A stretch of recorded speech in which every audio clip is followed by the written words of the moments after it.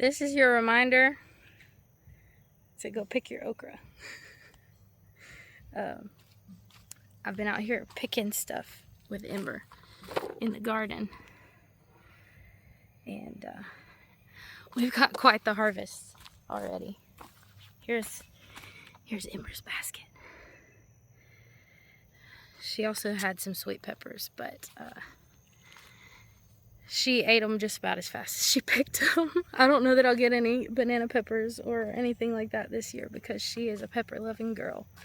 It is in the 90s already here in North Alabama, and you can definitely tell because the okra is loving it along with the peppers. But this is actually my second attempt at a garden video.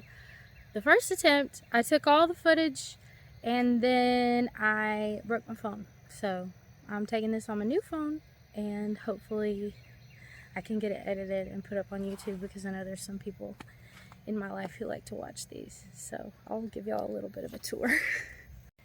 I just won't get your face in there then. These are Carnival sweet peppers. Okay, so this was just a Fairy Moore seed mix that I got at the store. So these will turn colors too, but do you want to go ahead and pick one? Yeah. Okay, you can actually just pick it with your hands. You don't have to use the pruners. No, I can't pick it. You can't pick it? Okay. Let's pick one to go in a salsa. In a salsa? Well, you can eat that one. Is it not spicy? That one's not spicy.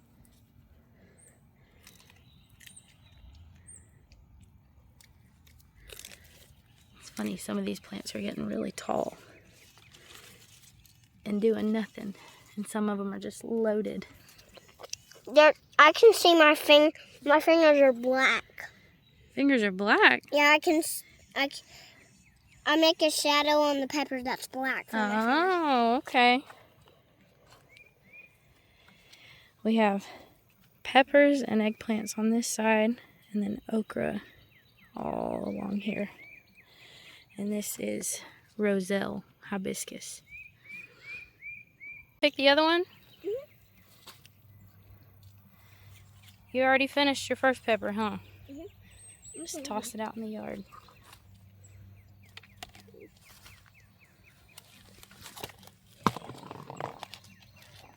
All right. You want to see if we can find some more sweet peppers? Mm-hmm. Let's see. All these plants along here should be sweet peppers. No. Oh, that one's going to turn colors, though, so we'll wait on that one. Oh, you found an okra? Yeah, it's very big. Oh, whoa. See if I can pick it. See if I can pick it. Got it. Woo! Oh, my goodness. That's a big okra. That one might be too big. Yeah, it's okay. I think that's that one. Let's see. That is going to be the Burmese okra. Here, I'll come help you, baby. No, I can cut them myself. You can cut them yourself? Yeah.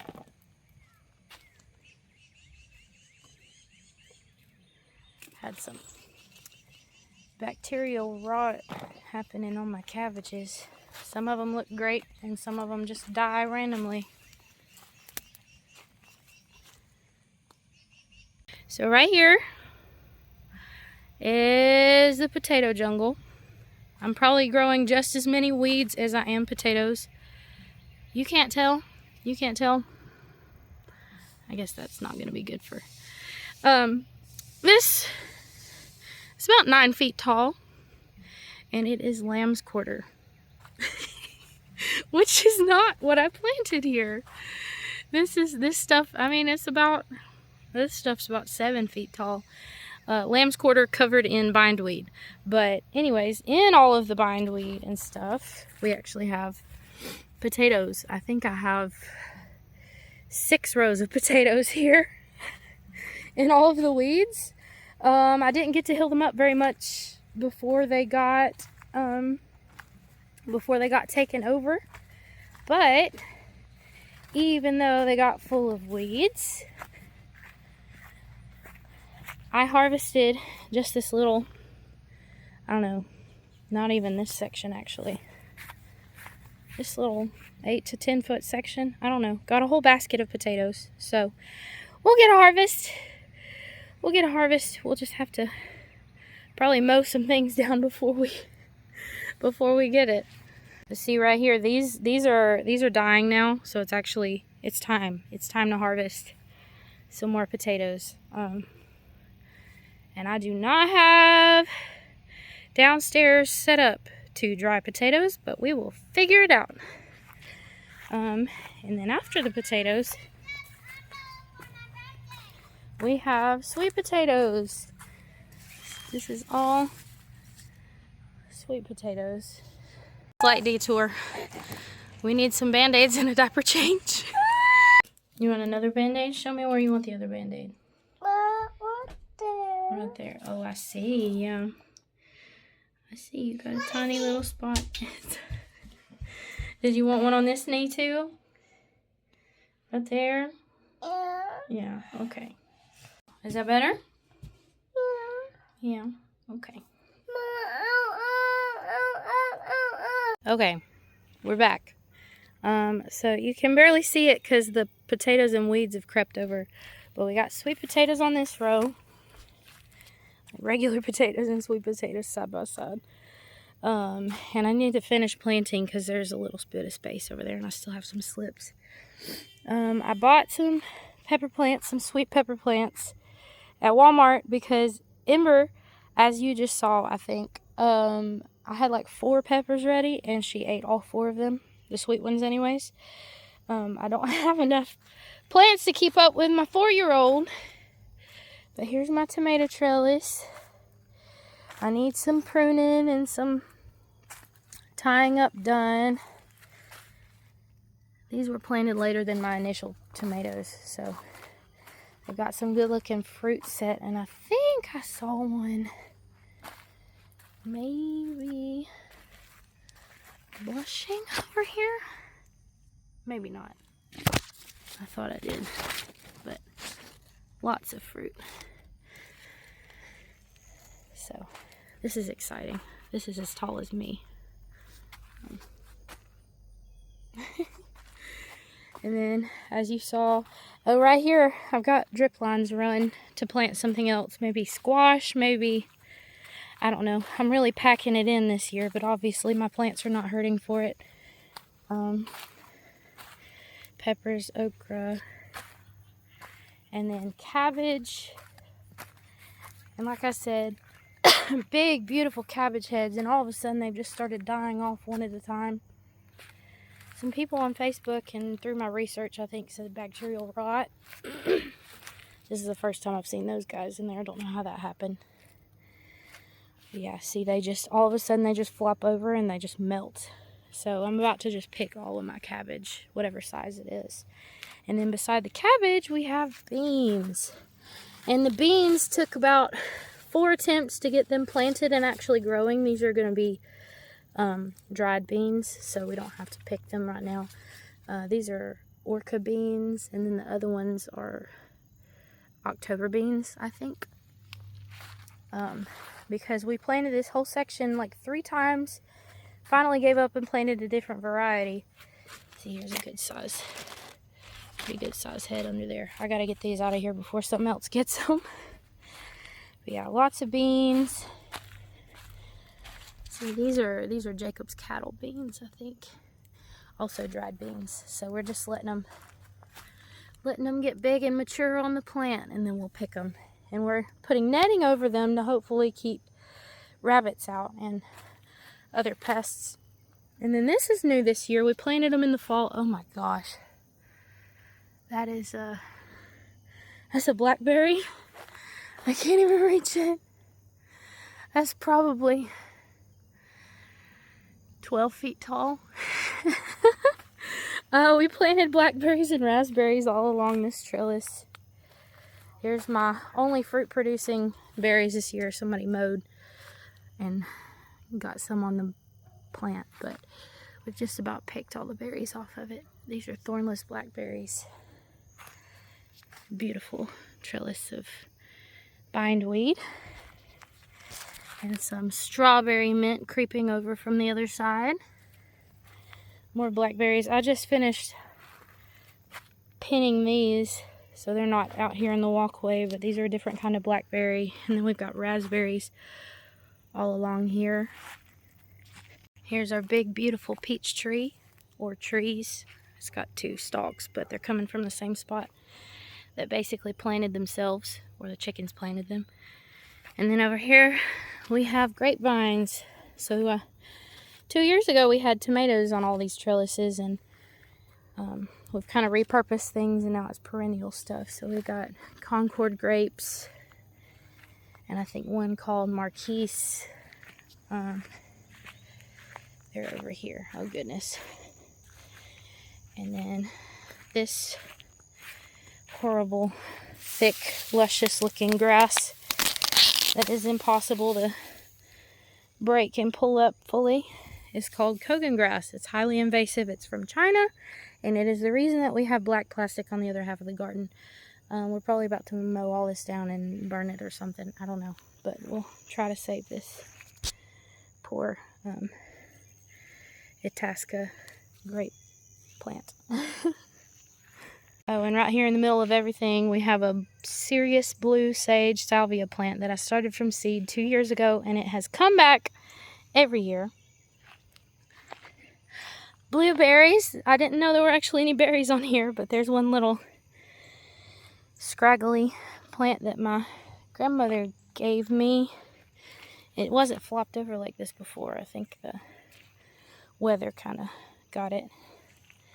And we have a dahlia over here. It's the only one out of 10 that I bought 2 years ago. And I've got a bee buzzing my ear. Looks like it's about to bloom. I probably have a bee buzzing me because there is our beehive. Looking nice and hot in the 90-degree heat. Strawberry mint. I planted it in the ground instead of in a pot because I was like, oh, it's still coming back. That bee.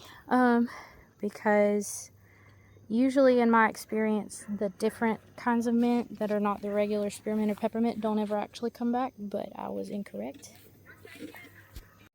And then here we've got some chest high, bee balm. You should have seen this when it was all in bloom, but it looks like it's spreading more and more. I bought this plant from the Botanical Gardens 2 years ago, and it's supposed to be a native bee balm, so it loves it here. I've got some more pruning or tying up to do because this is more raspberries and stuff coming over on this side of the trellis. I don't really walk over here much to be able to do that. Here's my other jungle. This has kind of been my wild experimental garden. Initially, you can see, I planted clover in the walkways to see if it would outcompete the weeds and the grass. It didn't compete with the weeds, but there hasn't been any grass in here, so that's been good. This is where I planted my initial planting of brassicas and spring crops. So I had cabbages in here and kale and Swiss chard, and I had a rabbit come in and eat almost all of it multiple times a week. So I kind of gave up, but some plants still survived. And I actually had onions all along this side. It's all weeds now, but this whole thing was onions. I got a ton of onions. I can get some footage of those in a minute. And then at the very end, well, we planted, I gave Ember free reign of some packets of radishes and carrots and let her just plant them wherever she wanted to. So we actually got a good little carrot harvest. This is my one decent looking pole bean, green bean plant, and the Japanese beetles are having their way with it. I don't see any green beans. Yeah, so they've been, the other day there were about 5 on here. Now there are none. I have not picked any. The beetles have been eating them all. Need to come out here with a bucket of water. We have lots of volunteers through here. The basil, I didn't plant any basil over here. It's just all sprung up. And tansy, and that's hyssop. These are cleomes. This is where all our carrots were. And we've got hollyhocks, which I've been informed will probably not bloom this year, but next year. And then along this trellis, I actually did plant my first tomatoes on this trellis, and they're also coming up volunteer in the walkways. This was rhubarb. I hope nothing killed it. I hope it just got too hot for it, but I was letting it just have its first year before I harvested anything. Tomatoes all down this trellis. It's a jungle with lots of weird looking bugs.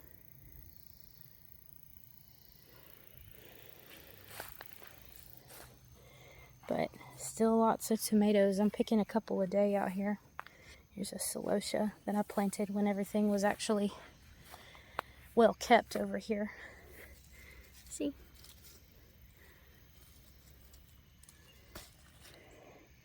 Tomato and a stink bug. So yeah, they're not too bad, but I think they'll do better in my portion of the garden where I have all the weeds kept down, because the stink bugs really like it over here. That's what happens when you don't spray for pests and you don't pull all the weeds fast enough.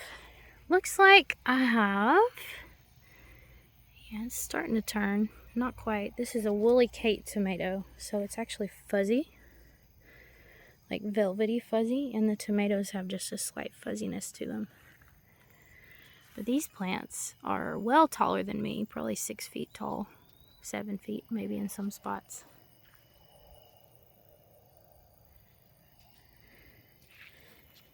Oh, and here's another thing. Something that I've never planted before. My mother-in-law gave them to me, and they have grown just like a weed. This is a toothache plant, and if you even slightly bite into one of these little flowers, it has like the weirdest tingling, numbing, cold, sour sensation. In desperation after mouth surgery, not mouth surgery, that sounds dramatic. After getting seen for a crown, my mouth was in so much pain, I decided to try to eat one of these, and it worked for a minute, and then it was just weird. But it does indeed numb your mouth. And then these are Gomphrena, also given to me. Oh, there's a yellow tomato. So yeah, lots of little treasures in here. I just have to hunt for them. Also, I'm pleased to announce, after years of leaving my garden tools all over the place, Boss mounted me a handy dandy mailbox. This was actually his grandmother's, and we've had it since we moved here, just sitting in the garage, and now it's got a new purpose. Here's our harvest. Yes, we missed some okra, and I'm probably about to go grab those cabbages as well. And some of these tomatoes are too damaged. I'm taking them to the chickens. But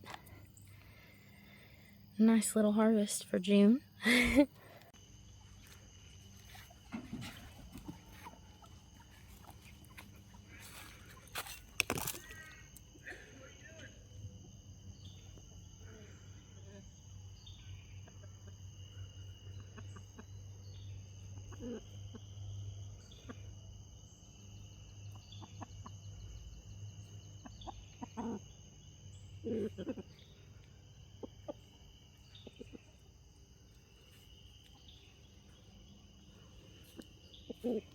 What's up, Maple?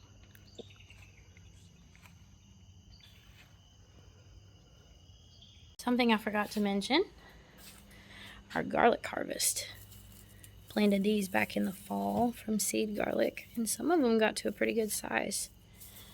And there's more over there, and more over here. on top of the onions that you can't even see because it's gotten too dark. But my onions got pretty large. And this is not even all of them. I've got a whole basket, like probably 30 onions that are about that big that we brought inside to use first. Propped some of the garlic over the top of the onions, but yep. It's very dark. I have recorded 3 different outros and felt self-conscious about all 3. So I'm just gonna say bye. Have a blessed day. Thank you for watching my video.